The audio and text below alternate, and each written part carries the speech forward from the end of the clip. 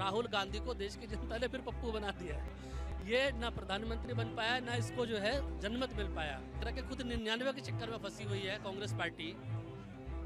गठबंधन के साथ में, अलायंस पार्टनर के साथ में भी पूर्ण बहुमत तक आप आ नहीं पा रहे हो और मोदी जी को 400 नहीं मिले इस बात की खुशी मना रहे हो। तो मोदी जी शपथ ले रहे हैं और बढ़िया से वो इस बार ऐसे कड़े और बड़े फैसले मोदी सरकार लेने वाली है कि राहुल गांधी का 2029 का भी फैसला और जो रास्ता है वो बंद हो जाएगा। नहीं रखा है, बहुमत के नजदीक रखा है। आप शपथ ले रहे हो, जनता ने बगावत नहीं की है, इसलिए कड़े और बड़े फैसले निडर होकर लीजिए। जो देश हित के फैसले हैं, जो राष्ट्र हित के फैसले हैं, वो लीजिएगा। नमस्कार दोस्तों, मेरा नाम है सुरजीत और आप देखना शुरू कर चुके हैं द लोकसभा। दोस्तों, सरकार बन चुकी है, भारतीय जनता पार्टी नहीं बोल सकते अब, क्योंकि अब सरकार है एनडीए की। लेकिन उसके बावजूद एक बहुत बड़ा सवाल उठ रहा है। जिस तरीके से वो नारे देते थे कि अब की बार 400 पार नहीं हो पाया। अब जनता से जानेंगे कि आखिर ये जो नारा था या सच में 400 सीट मांग रहे थे, नहीं मिली, क्या रीजन रहा होगा, क्या कमी रहेगा योगी पार्टी की तरफ से प्रचार में हो या जिस तरीके से वो नेताओं को भेजने में या सांसद का टिकट देने में कहाँ गड़बड़ी रह गई, कहाँ चूक हो गई। जनता से पूछते और जानते हैं कि आखिर कहाँ पे चूक हुई नेताजी से या मोदी जी से या जेपी नड्डा से, क्या कारण रहा होगा, जान लेते हैं। क्या नाम है सर आपका? मेरा नाम संजय चौहान है। मैं जानना चाहता हूँ आपसे सर, जिस तरीके से नारे दिए जा रहे थे चुनाव से पहले, चुनाव के वक्त तक कि अब की बार 400 पार और हम कर रहे हैं, ये भी कहा जा रहा था, कहाँ चूक हो गई? देखिए, इसको चूक तो नहीं कहेंगे, लेकिन जनता जनार्दन होती है लोकतंत्र में। ऐसा महसूस हो रहा है कि जनता में थोड़ी सी नाराजगी दिखी, लेकिन बगावत नहीं दिखी।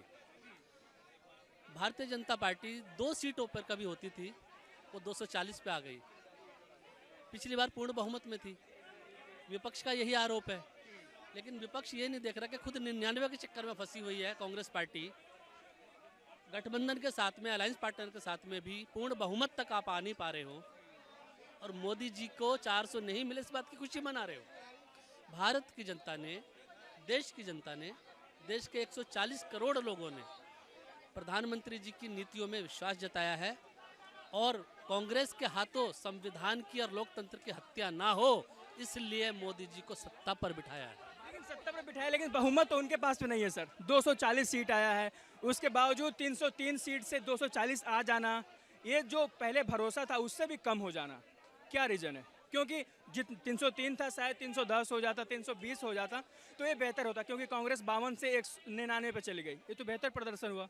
तो 303 सीट आने का भी, 300 सीट का जो अभी गठबंधन बना है, इस पर भी राहुल गांधी खुश नहीं है। तो अपने 99 पे या 243 पे शपथ ले ले, संविधान उनको रोक तो नहीं रहा है। राहुल दावा ठोके ना जाके कि मैं 243 सीट आने के बाद मैं प्रधानमंत्री बन जाऊंगा। राहुल गांधी को देश की जनता ने फिर पप्पू बना दिया है। ये ना प्रधानमंत्री बन पाया, ना इसको जो है जनमत मिल पाया, ना इनके पास इतनी संख्या बल है। तो पप्पू को फिर पप्पू बन गए। इनको खुद से सोचना है कि हमारे को जनता क्यों नकार रही है। 1996 से लेकर 2024 तक कांग्रेस पार्टी 240 का आंकड़ा भी नहीं छू पाई है। लगातार हर वर्ष कभी 114, कभी 110, कभी 54, कभी 99, अभी भी 99 है। ठीक है, हाँ, तब से लेकर जी 28 वर्षों की उपलब्धि है कांग्रेस की। 240 का आंकड़ा भी नहीं छू पाई है पिछले 28 वर्षों से लगातार, ये रिकॉर्ड पर है। तो राहुल गांधी किस बात की खुशी मना रहे हमें नहीं समझ में आ रहा है। कांग्रेस पार्टी को अपने चरित्र के बारे में, अपनी राजनीति के बारे में, अपने कार्यों के बारे में, अपने संगठन के बारे में सोचना चाहिए।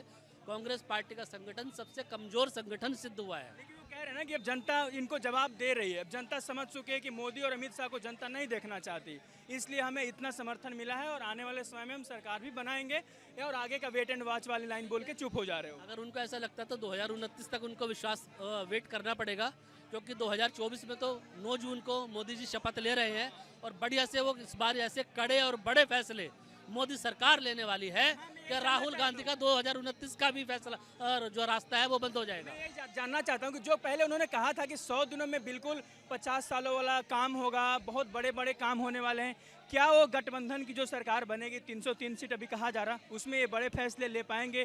क्योंकि नायडू का विचारधारा और शायद जो अलग से अन्य आए हैं आदर्श, उनका भी कुछ महत्वपूर्ण योगदान होगा। क्या बड़े फैसले लिए जाएंगे? जब नदियां समुद्र में आकर मिलती हैं तब उनका अस्तित्व समाप्त नहीं होता है।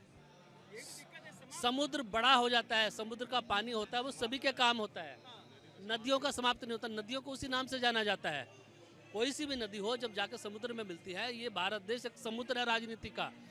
राजनीति की एक विचारधारा है जो माननीय प्रधानमंत्री जी लेकर चल रहे हैं कि देश की समृद्धि, देश का कल्याण, देश का विश्व स्तर पटल पर अपना मानक सिद्ध करना, उसी हर जन जन का विश्वास सुनिश्चित करना।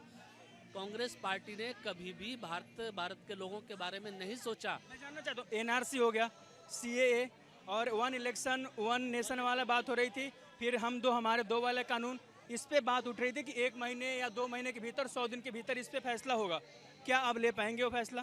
फैसले तो लेने ही पड़ेंगे, कड़े और बड़े फैसले लेने पड़ेंगे, वरना जिस तरह से जनता ने आपको नाराजगी व्यक्त की है, आप शुक्र मनाइए। मैं भारतीय जनता पार्टी को चेतावनी दे रहा हूँ, चीज को मैं संगठन से अपील कर रहा हूँ भारतीय जनता पार्टी के कि भारत की जनता ने भारतीय जनता पार्टी के कार्यकर्ताओं ने अभी अपनी नाराजगी व्यक्त की है, लेकिन आपको बहुमत से दूर नहीं रखा है, बहुमत के नजदीक रखा है। आप शपथ ले रहे हो, जनता ने बगावत नहीं की है, इसलिए कड़े और बड़े फैसले निडर होकर लीजिए। जो देश हित के फैसले हैं, जो राष्ट्र हित के फैसले हैं, वो लीजिएगा।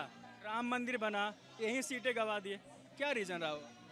देखिए, अयोध्या को आप चुनाव से तो जोड़कर नहीं देख सकते, क्योंकि जो राम मंदिर बना है वो चुनावों के दृष्टिकोण से नहीं बना था। मैं घोषणा पत्र में था सर, 19 में था, कोई मैनिफेस्टो में नहीं लिखा है इस चीज को कि हम राम मंदिर के ऊपर चुनाव लड़ेंगे।